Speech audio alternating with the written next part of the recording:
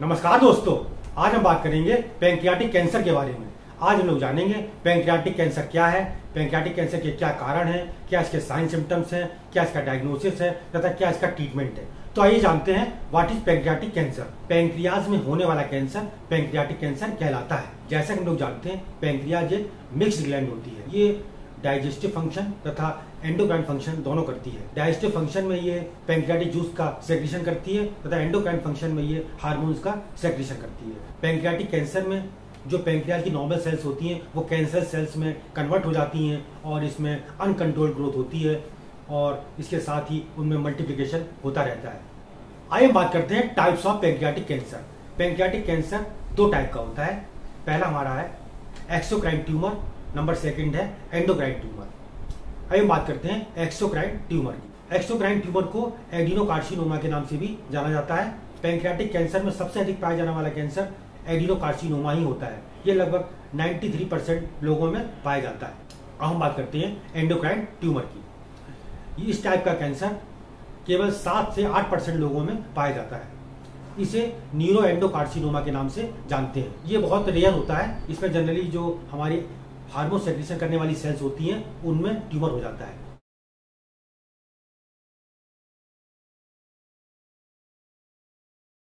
आइए बात करते हैं कॉजेज ऑफ पैंक्रियाटिक कैंसर।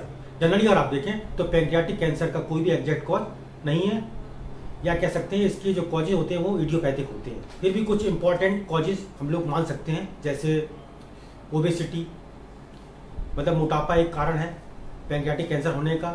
किसी पेशेंट को अगर डायबिटीज है उसको पैंक्रियाटिक कैंसर हो सकता है। यदि किसी की फैमिली हिस्ट्री में पैंक्रियाटिक कैंसर रहा है उस कंडीशन में भी पैंक्रियाटिक कैंसर हो सकता है। ये जेनेटिक भी हो सकता है। यदि किसी पेशेंट को क्रोनिक पैंक्रियाटाइटिस रहा हो उस कंडीशन में भी पैंक्रियाटिक कैंसर हो सकता है। बहुत सारे रिस्क फैक्टर्स भी हैं, जैसे जो पेशेंट स्मोकिंग करते हैं या जो बहुत ज़्यादा अल्कोहल लेते हैं उनको भी पैंक्रियाटिक कैंसर होने की संभावनाएं काफ़ी अधिक होती है। जिनका वेट काफ़ी तेजी से बढ़ रहा है ऐसे पेशेंट्स को भी पैंक्रियाटिक कैंसर होने की संभावनाएं काफ़ी अधिक होती है। जो लोग फैटी चीज़ों का सेवन बहुत अधिक मात्रा में करते हैं उनको पैंक्रियाटिक कैंसर होने की संभावनाएं काफ़ी अधिक होती है। नेक्स्ट हमारा कारण है एडवांस एज। यदि किसी व्यक्ति की आयु 65 वर्ष से अधिक है तो उसे पैंक्रियाटिक कैंसर होने की संभावनाएं काफ़ी अधिक होती है।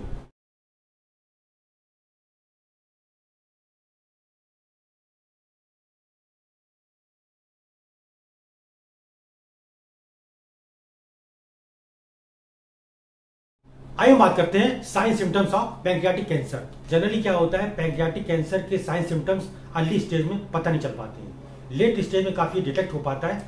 उसमें आपको निम्न साइन सिम्टम्स दिखाई देते हैं। सबसे पहला हमारा सिम्टम है लॉस ऑफ एपिटाइट। पेशेंट को भूख लगती नहीं है, पेशेंट का वेट लॉस हो जाता है, पेशेंट को जी मचलाता है, पेशेंट को उल्टियां हो सकती हैं, पेशेंट के स्किन का और आईज का कलर येलो हो जाता है, या इसको जॉइंटिस भी कह सकते हैं हम लोग। इसको पेशेंट को पीलिया हो जाता है। पेशेंट के गाल ब्लैडर तथा लीवर में स्वेलिंग हो सकती है, पेशेंट को फीवर आ सकता है, पेशेंट को ठंड लग सकती है, पेशेंट को स्वेटिंग काफ़ी होती है, पेशेंट को ईचिंग की प्रॉब्लम हो सकती है, पेशेंट के पेट में दर्द हो सकता है, पेशेंट को कमजोरी रह सकती है, पेशेंट को थकान रहती है, पेशेंट का जो यूरिन होता है वो डार्क कलर का होता है, स्टूल होता है वो ऑयली होता है।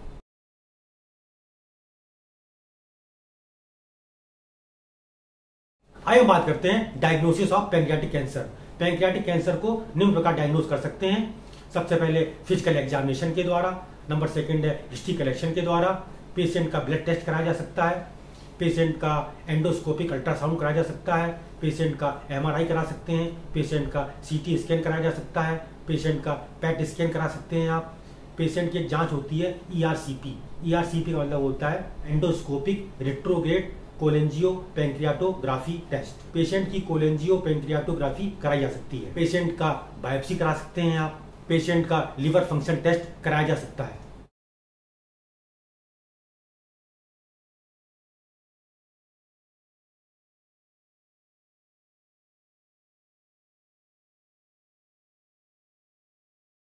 आइए बात करते हैं treatment of pancreatic cancer. Treatment में अगर आप देखें तो मेडिकल ट्रीटमेंट में पेशेंट को हम लोग सिम्टोमेटिक ट्रीटमेंट करते हैं। सिम्टोमेटिक ट्रीटमेंट में पेशेंट का सिम्टम्स के आधार पर ट्रीटमेंट किया जाता है। यदि किसी पेशेंट को फीवर है तो पेशेंट को एंटीपायरेटिक ड्रग्स प्रोवाइड की जाती हैं। पेशेंट को इन्फ्लामेशन है तो एंटी इन्फ्लामेटरी ड्रग्स। यदि पेशेंट को पेन हो रहा है तो एनाल्जेसिक टैबलेट प्रोवाइड की जाती हैं। यदि पेशेंट को उल्टियाँ आ रही हैं तो एंटीमाइटिक ड्रग्स प्रोवाइड की जाती हैं। यदि पेशेंट को ईचिंग है तो एंटीहिस्टामिन ड्रग्स प्रोवाइड की जाती हैं। इस पेशेंट का सिम्टोमेटिक ट्रीटमेंट किया जाता है। इसके साथ साथ पेशेंट को कीमोथेरेपी प्रोवाइड की जाती है। पेशेंट को रेडिएशन थेरेपी प्रोवाइड की जाती है। अब बात करते हैं सर्जिकल ट्रीटमेंट की। इसमें पेशेंट का पैंक्रियाज सर्जरी के द्वारा रिमूव कर दिया जाता है। इसे पैंक्रियाटेक्टोमी कहा जाता है। नेक्स्ट हमारा palliative treatment. Palliative treatment generally अगर आप देखें, अगर मेटास्टेसिस की कंडीशन आती है उसमें केवल पैलिएशन ट्रीटमेंट दिया जाता है। पैलिएशन ट्रीटमेंट का मतलब होता है पेशेंट को पेन से रिलीफ देने वाला ट्रीटमेंट। तो ये था हमारा छोटा सा टॉपिक पैंक्रियाटिक कैंसर।